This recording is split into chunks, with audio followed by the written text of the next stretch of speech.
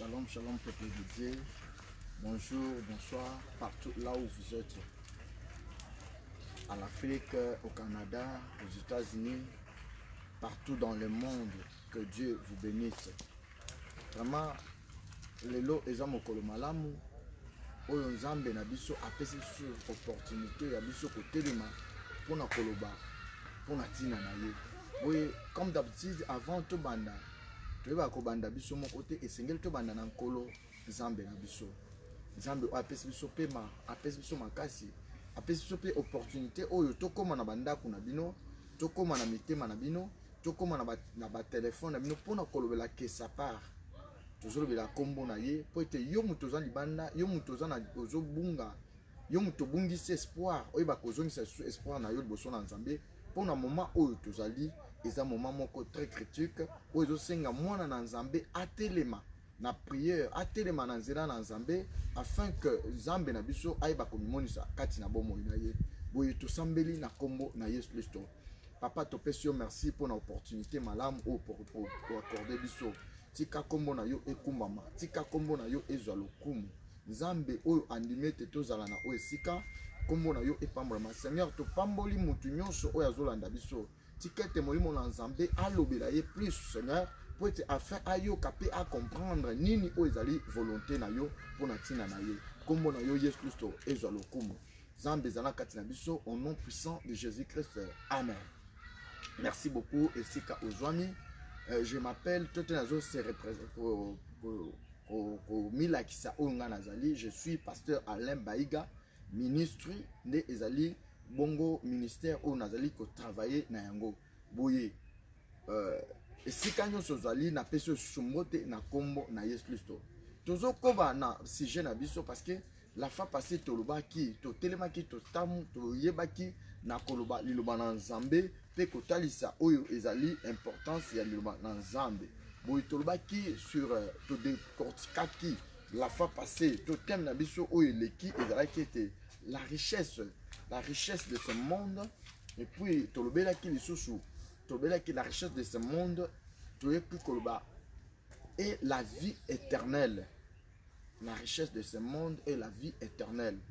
Vraiment nzambe apambola ba nyonso balandaki biso ba yokaki e mbela oyo nzambe alobelaki ba oyo bazokangama na bozwi ya mokili oyo eza femelle eza ekoleka eza tango muke mais ba oyo nyonso bazoyoka loba na nzambe oyo ezali richesse oyo ekomema bango na lola oyo ekomema bango na paradis oyo ekomema bango na vie oyo parce que la Bible ezoba ete la vie continue après la mort il y a encore la vie. Et bah oyo bakokende na deuxième vie. Et c'est nous se préparer na mokili oyo ko simba oyo zomo na mokili te richesse ya mokili ezana mabete mais façon bat bazo ko tambusa ngo fato bat bazo kanga mbokuluka bozui ya mokili presque même kolinga nzambe. En ce moment ezali komema bango na libunga. Tika ete nzambe na biso apambolama. Boye tozolobela lelo thème na biso monene thème na biso ya kitoko lisusu oyo nzambe apesi biso tozolobela yango na pokwa na lelo. Oyo ezoloba boye ete c'est encore possible. C'est encore possible. Pourquoi c'est encore possible? Parce qu'il y a dans ce monde, ezana batu ebele, babungisi espoir na bango. Ezana batu ebele, basi babungisi elikia. C'est pour ça que nous batu bakum ko simba passer par là, de gauche à droite. Parce que basi babungisi espoir. Espoir na bango exili. Pour na makambo ebeti, pour na maladie, pour na problème, espoir ebungi. Boye lelo tokolela, c'est encore possible. C'est encore possible. C'est encore possible pour ta vie. C'est encore possible pour recommencer. C'est encore possible na commerce au salawana. Dieu peut encore ressusciter encore une autre moyen et te vie na yo et démarrer les chouchous. Alors tokotanga mokanda na nzambe. Vraiment na lombango parce que tant nabiso eza vraiment mingité. Nous allons lire la parole de Dieu dans le livre de Jean chapitre 11 6e verset à 11e tokosauter pour nakotanga encore 15e verset. Notre lecteur a kotanga la biso na kombo na Yesu Kristo. Jean chapitre 6 et Jean chapitre 11 plutôt, des 6e verset jusqu'à 11e. Je saute pour lire le verset 15e. Je fais la lecture au nom du Seigneur Jésus-Christ.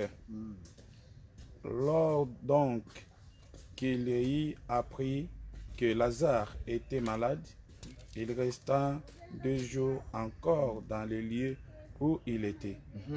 Et il dit ensuite aux disciples, retournons en Judée. Les disciples lui dirent, Rabbi, les Juifs tout récemment cherchaient à te lapider. Et tu retournais en Judée. Jésus répondit, il n'y a-t-il pas 12 heures au jour? Si quelqu'un marche pendant le jour, il ne bronche point parce qu'il voit la lumière de ce monde. Mais si quelqu'un marche pendant la nuit, il bronche parce que la lumière n'est pas en lui. Après ces paroles, il leur dit, Lazare, notre ami, dort, mais je vais aller le réveiller. 15e verset. Et à cause de vous, afin que vous croyiez, je me réjouis de ce que je n'étais pas là. Mais allons vers lui, parole du Seigneur. Amen. Alléluia. Que l'Éternel Dieu vous bénisse. Le lecteur de la parole de Dieu, Zambi Apambola Yo. Bouye, Nekonanga Tozolobela Likambo Otobete, notre sujet était, c'est encore possible. C'est encore possible pour recommencer. C'est encore possible pour tout ce que tu peux faire.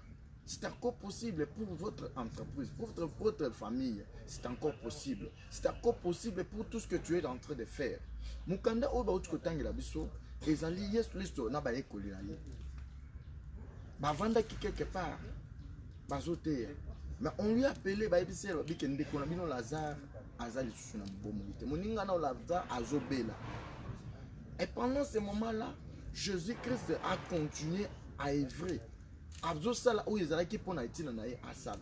Maye ba ebise pour la deuxième fois que Jésus Christo azobé Lazare azobela. Qu'est-ce que Jésus a fait? Jésus a kendaki directement à Tikalaki, Avandi. Avandi, tango Avandi, notre Lazare, ton frère Lazare, ton ami Lazare est mort. Tango Tikali ayoki bongo, Bible zolo na biso ete, baye kolinaye, batikala ki bazala ki wana, ayebisi bango ke Lazare, notre ami Lazare dort. Lazare alali. Yesu Christo ayebaki très bien na kati na yete Lazare akufi. Mais ayebisi bango bete Lazare alali. Mais tant qu'on continue pour nous ite. Donc on besoin comprendre que notre ami Lazare est mort. Mais tokei pour nous sekwisayi. Alléluia. Lazare était déjà mort. Lazare était déjà dans le tombeau.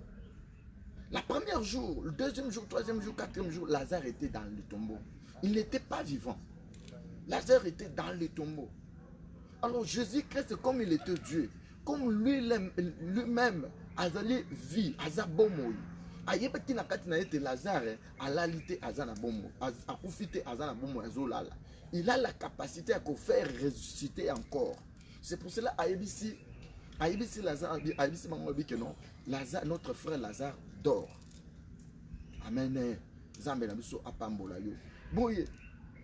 Tango akei a commis place Lazare matanga ezalaki, ba bisi bango ke kende ko la biso place oyo Lilita ezali. Akomaki place Lilita ezali, ayebaki na kolamusa Lazare. Qu'est-ce que je voulais dire par là? Nani na bisa tout le bala nzambe oyo lobi lelo oyo ete. Il y a encore, c'est encore possible. C'est encore possible parce que à ta vie na yo c'est koufaki. À sa problème na yo ekoufi. Yeba que avec Jésus, si tu as Jésus, c'est encore possible, ça peut encore ressusciter. C'est ce qui a ma misala na yo essayer bebaki avec Jésus, c'est encore possible. Avec Jésus, si tu as Jésus en toi, le problème kozala na Yesu na kati na yo, kozala na Yesu lokola moninga malamu, kozala na Yesu lokola nzambe na yo, avant na kati motema na yo, parce que akoyeba problème na yo, akoyeba ba souci na yo, akoyeba ba besoin na yo. C'est encore possible, il est là. Il n'est pas mort, Jésus est là. Il peut encore faire quelque chose pour ta vie. C'est encore possible. Et bien là, tu vas vivre dans culpabilité. Bamoni asali lisumu to asali kambo atikele kangia lobi que non si c'est fini pour moi. Amoni misale c'est bébé alors non c'est fini pour moi, je ne peux pas encore. Alors bien non, je ne peux pas aller à l'église parce que je suis pécheur. je ne peux pas faire ceci, cela, parce que vie nanga o nazali ko refléter et ko simate. Bato belé batikali na kati ya ba souffrance, bato belé batikali na ba problème mental, ba dette morale. Il y a que non, c'est fini pour moi. Mosusu azo vivre alobi que non, oyo vie on a si na leka boye na zabo na tambola kinduma na sala boye nazo vivre na période oyo Yesu akoyoka ngai te, Yesu akomona ngai te, na kokota na lola te. Atanga na sali ndenge nini, atikali ya bandi komela masanga, atikali ya bandi kosala des autres, alobi que non, c'est fini pour moi, ma vie est déjà finie. Or ce n'est pas ça, c'est encore possible. Dieu a la capacité ya encore recréer yo lisusu. Jésus-Christ a la capacité ya kobikisa lisusu vi na yo. A la capacité ya kozongisa yo lisusu na bomo. Yes plus to tozo sambela, tozo salela, tozo belela yo, tozo ebisa na butu pe na moyi. A la capacité ya ko recréer encore vi na yo, ya kozongisa ngo lisusu sika. Soki Yesu azongisa ki vi à Lazare. Lazare qui était mort, enterré. Après 4 jours, Lazare a ressuscité. À combien plus forte raison vi na yo, Jésus-Christ ne peut pas. Le problème de Konanga, ma soeur, mon frère, là où tu es, Jésus-Christ a la capacité, même aux autres comme une malade, que maladie est incurable. C'est encore possible pour Jésus. Même si espoir na famille nabino, il y a encore quelqu'un, il y a mutu oyo azaki lokola mokonzo, azaki lokola likunzi ya famille, asakufi. To asili mbongo asili, à côté prison.